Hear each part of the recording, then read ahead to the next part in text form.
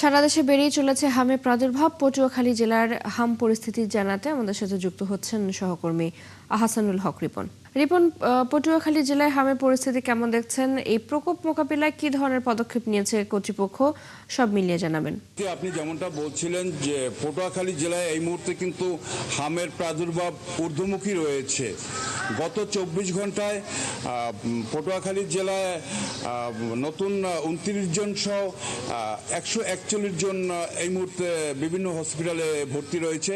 এর মধ্যে শুধু পটুয়াখালী মেডিকেল কলেজ হাসপাতালেই নতুন 22 জন সহ এই মুহূর্তে 128 জন ভর্তি রয়েছে।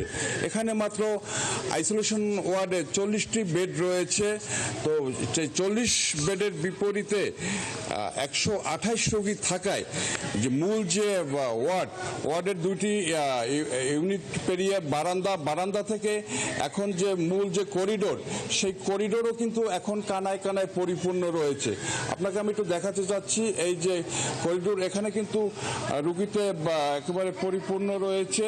এখানে যে চিকিৎসা নিতে এসে যে সমস্যাগুলো অনুভব করছে সেইগুলো আমাকে এখানকে ভর্তি হওয়া রুগীরা জানিয়েছে। আমরা একটু রুগীদের সাথে কথা বলবো। দেখা যাচ্ছে একই পরিবারে একাধিক লোক, মা সন্তানরাও আমি আক্রান্ত হচ্ছে। আমি তো সেই একটা পরিবারের সাথে কথা বলছি। হ্যাঁ, এই যে আমরা আসছি চিকিৎসার জন্য, কিন্তু আসছি যদি আমাদের আইসে যদি পরিবর্তে আমাদের ক্ষতি হয়, এই যে শিশু বাচ্চারা এই যে ফ্লোরের ভিতরে কি থাকা সম্ভব?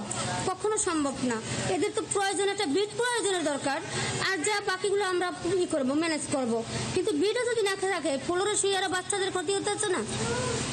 পরিবারে কে কে আক্রান্ত হবে? আমার মেয়ে, ছেলে, আমি 3 জন। আচ্ছা, যেমনটা আমরা শুনছিলাম, আমরা একটু একটু খোঁজ নিতে চাচ্ছিলাম যে আচ্ছা, আপনি এখানে কাকে নিয়ে আসছেন, কি সমস্যা বলেন? আমার 4 বাচ্চা অসুস্থ। কোথা থেকে আসছেন, এখন কি অবস্থা? 10 দিন আর মোটামুটি সুস্থ।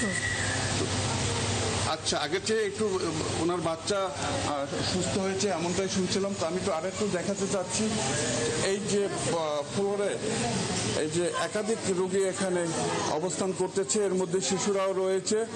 তো এই চিত্র শুধু এই করিডোরে না, এখান থেকে যে সামনে যে বারান্দা গিয়েছে সেখানেও কিন্তু রোগী পরিপূর্ণ। আর ওয়ার্ডের ভিতরে যে বেডগুলো আছে, আইসোলেশনের যে 40টি বেড, সেখানেও কিন্তু এক বেডে একাধিক শিশুকে রাখতে বাধ্য হচ্ছে হাসপাতাল কর্তৃপক্ষ। হাসপাতাল কর্তৃপক্ষ আমাদেরকে যেমনটা জানিয়েছে যে তাদের যেই স্থান সংকুলনের অভাব, এ কারণে একদিকে রোগীরাও ভোগান্তি পাচ্ছে, অন্যদিকে তাদের চিকিৎসা ব্যবস্থাও ব্যাহত হচ্ছে। এই দেখতে পাচ্ছেন যে আরেকটি করিডোর, সেখানেও কিন্তু ফ্লোরে রোগী ভর্তি। তো সব মিলিয়ে পটুয়াখালীতে যে হামের প্রাদুর্ভাব, সেটা কিন্তু এখন অনেকটা ভয়াবহ রূপ ধারণ করেছে।